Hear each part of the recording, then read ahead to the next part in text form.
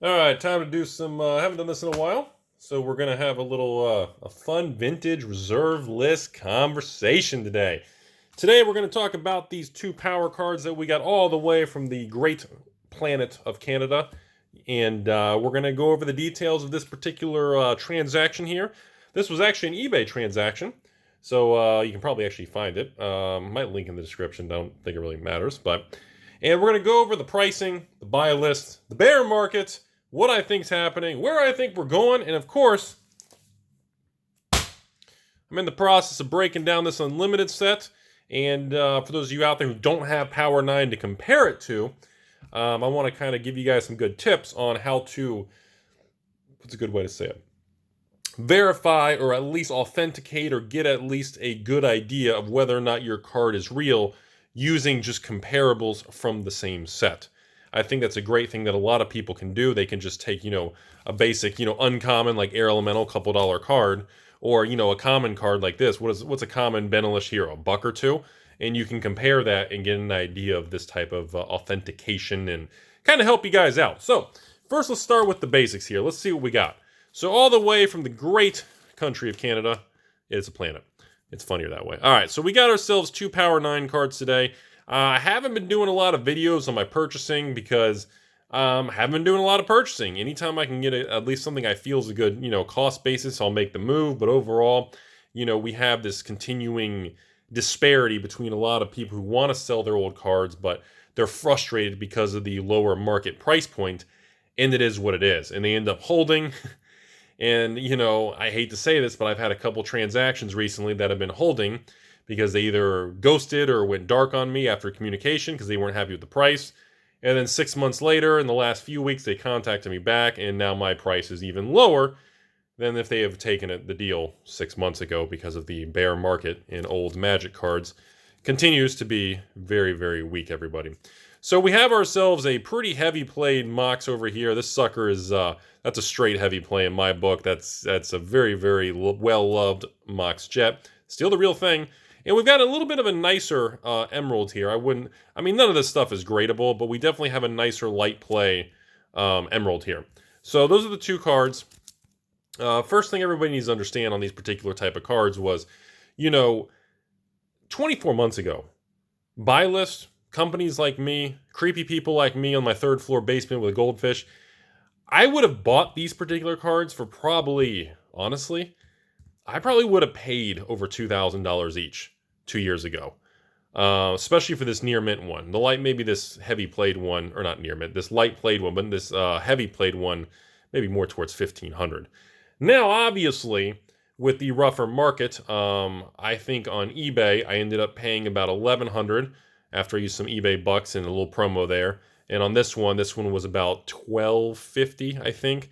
So obviously, as you can see, I paid around 1,200 to 1,300 for this, compared to the $2,000 I would have paid, 15 months ago? That's a substantial difference, everybody. And, that's why a lot of deals kind of, aren't as easy, and you guys don't see as many videos of this anymore, because there's a lot of people who want to sell and a lot of people who want to buy, but, a lot of the sellers got spoiled with those rocketing prices 12 to 18 months ago, and that market is long gone. And I've said it many times, I do not believe the vintage cards in the short term are going to be skyrocketing again. I do not think there's easy money to be made. I'm going to tell you how it is. I don't think these cards are going to drop much more. I'm going to tell you, we've been starting to trend more sideways, which is very healthy. This is more of a consolidation period. So, next, let's take, let me just get here. Let's just get something cheap here. Nothing expensive. Let's just get a nice, I don't think any of these are really heavy played, though, to compare for that one.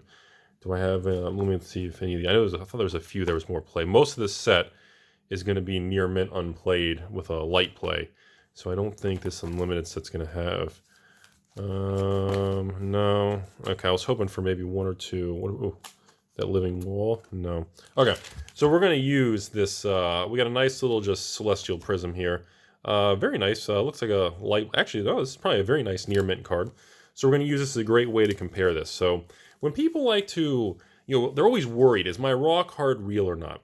A great thing to do is to just kind of compare it to another unlimited card. Now remember, unlimited cards don't have the issues that rebacked, black bordered, specifically beta cards have because of the collector's editions. There's no white bordered collector's editions card. There's no white bordered CE and Ice. There's no Ice cards and CE, collector's edition, international collector's edition cards in the world of Mujic the Yu-Gi-Oh!ing. So because of that, you don't really, the rebacking really isn't as much of an issue. Now, something that a lot of you aren't aware of, though, is keep in mind, old cards, though, that are white bordered, or not even white bordered, old cards in general, the way the light goes through them is usually pretty clear, where you can see the nice magic. You should be able to see right through very clearly. Now, remember, on newer cards, it's very different. You can't compare. So let's take this common Oath of the Gatewatch card right here. We do the same thing, and now you notice that it looks almost like textured, almost like a matte, what's a good way to say it? Almost like a matte textured look. You kind of see those little textured lines. The way they manufacture the newer cards is very different than the cardstock and the process used a long time ago. So they do have a different look compared to looking at an old card through the light test there. These look more crisp and clean, where you can see through the layers. There's nothing weird. And again, let me grab actually a fake card. I think,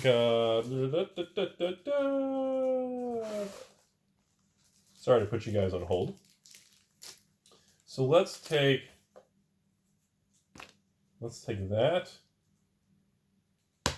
Let's take that. So let's take some of these fake cards, everybody.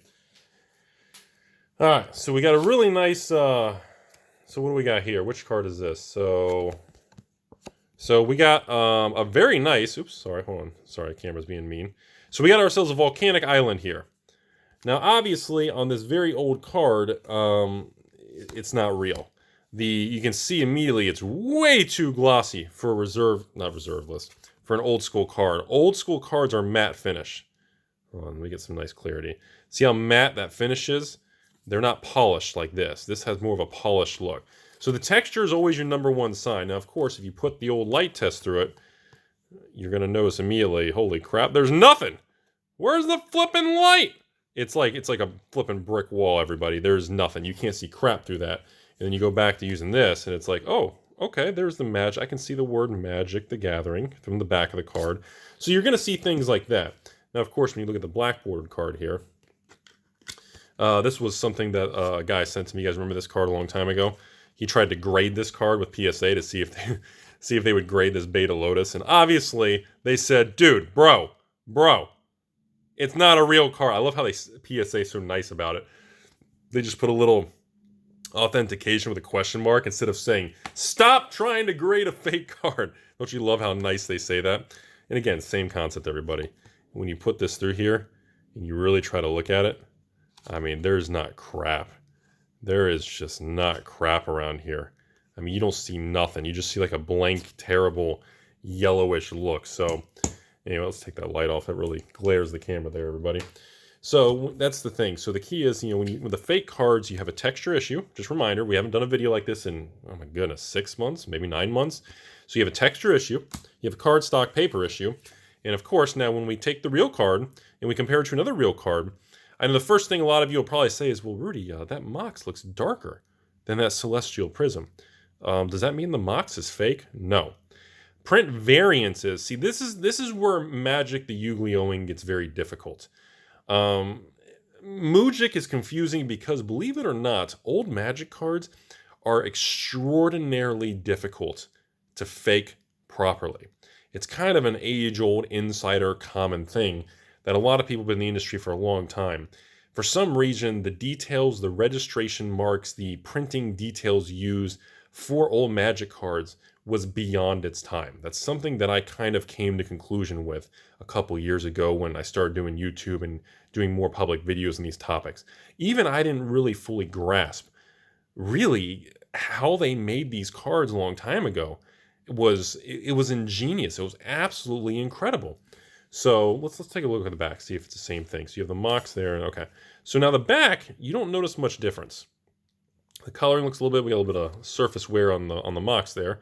But overall, they both reflect, they both look about the same. The textures are proper. The light reflection on both is exactly equal. It's very smooth. It looks good.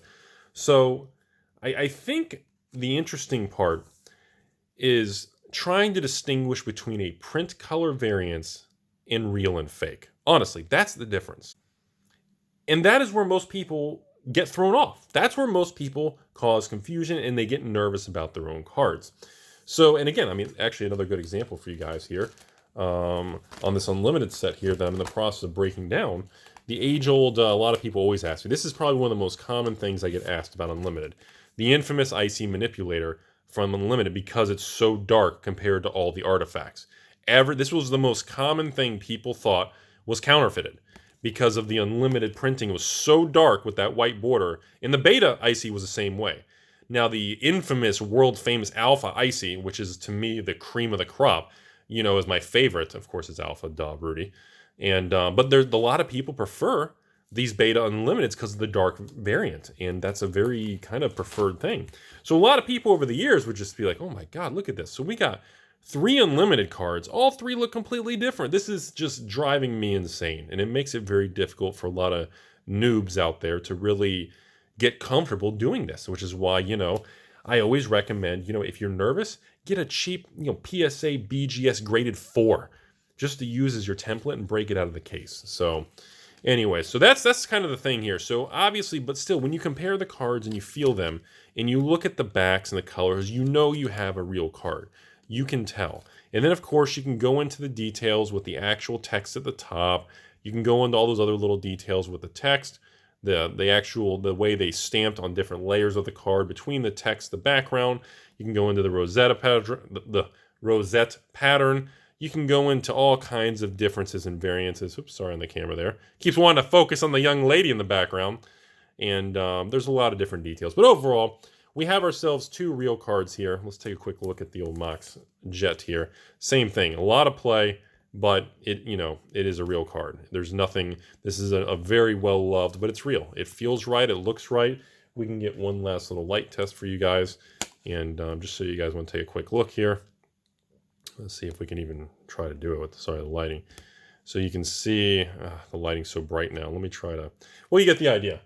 You get the idea, everybody. And last but not least, the second part of this video, I wanted to go into, I guess we're done with all the fake stuff. I wanted to talk about the market direction here before we end today's small little Mox purchase here, and just a little flash through the time here, since we haven't talked about this stuff in a very long time. I still think anybody who truly wants these cards and enjoys them, or wants to actually build a position or collect or play or invest or anything with any of these type of cards, I highly recommend that you slowly move into it. We are in a great time period to build your positions because of the actual softened pricing. And of course, because, you know, there's a lot of people buying and selling. Now, I do think as the market continues to stay, I don't know, suppressed or depressed for a longer period of time, it is going to start kind of cracking and making some of those people who've been very resilient but need the money, they're going to start giving in and selling because they're not going to have a choice. There are a lot of people out there. When I say a lot, I mean, I don't think it's a good word choice. Maybe, I would say there's a good maybe 10-20% of all vintage Magic cards are being held by individuals that did plan on just making quick, easy money, and they realize that they're not going to be able to pull that off. So because of that, they're kind of stuck and back into a corner holding these particular cards. And they don't have a passion for them. They don't really truly love them. They don't care about holding them. And they don't have the perspective that a lot of you and a lot of me, that's good English, a lot of all of us really have when we look at these cards. To me, these cards could just never go up again in value. And it wouldn't change how I feel about these cards. And I think that the people who are leveraged and still doing that, I would say probably up to 20% of the people holding these cards will end up coming to market. And eventually they are going to have to accept the lower prices, because the other option is they're going to have to either pay off or deleverage their cash that they used to get these, whether it's a line of credit or a credit card or paying off payments to a store or whoever it may be. And eventually they're going to have to sell them, or they're going to have to accept the fact that they're going to have to hold on to these cards. If you really, like I said, if you don't truly have a passion for them, there's no way around it. I mean, to me, I'm just, look at this, everybody. Look at this. Sarah, Shivan, Singer, Troll.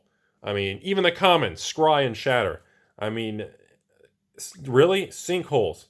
You know, Smoke, terrible. Slate of Mind, terrible. I mean, Stasis, flipping Soul Ring. I mean, the iconic history of this stuff. Oh my goodness, the doppelgangers. I mean, just The history of these things are so phenomenal. Oh, actually, you know what? This one looks in such nice condition. I just want to share it on camera while I'm talking.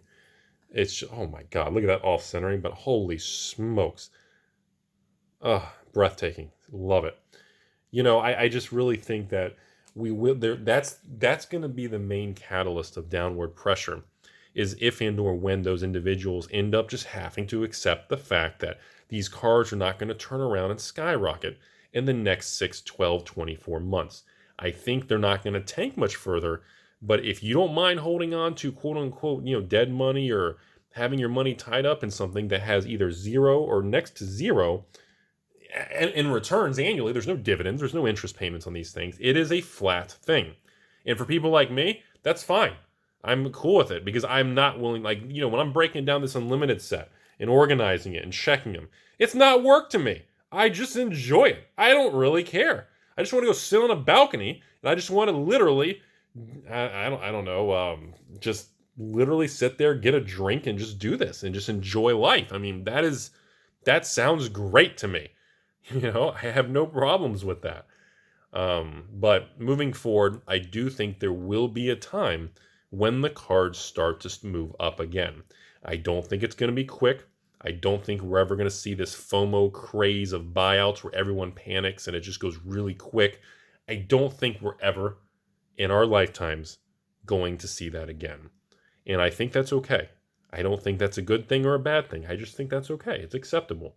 Because if you really look at the charts and you look at the price of a doppelganger or a mox or a power or any rare from ABU or Arabian Legends Antiquities and the Four Horsemen, if you really look at the 5-10 year chart, now that they've come back down, they're kind of where they should be, and they're going to start slowly just drifting back up over a slow period of time.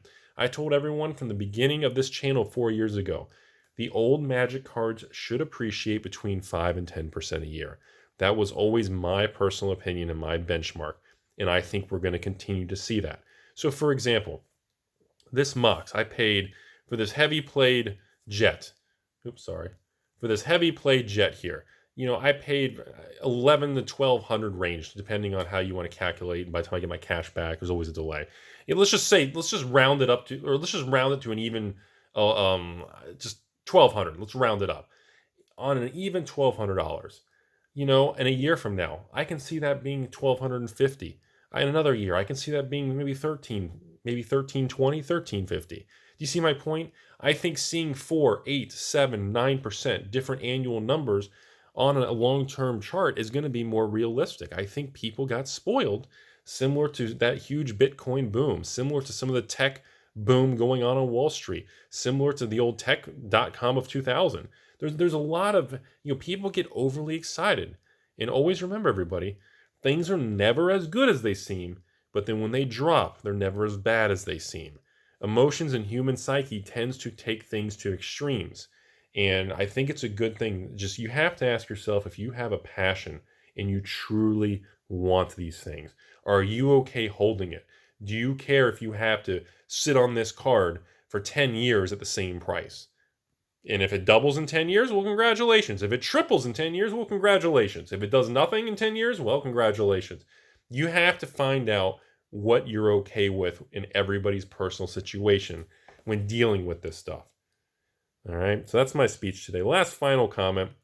Don't forget, everybody, Magic is from 1993. We're mid-2020. We're going on a solid 27 years old. Okay? I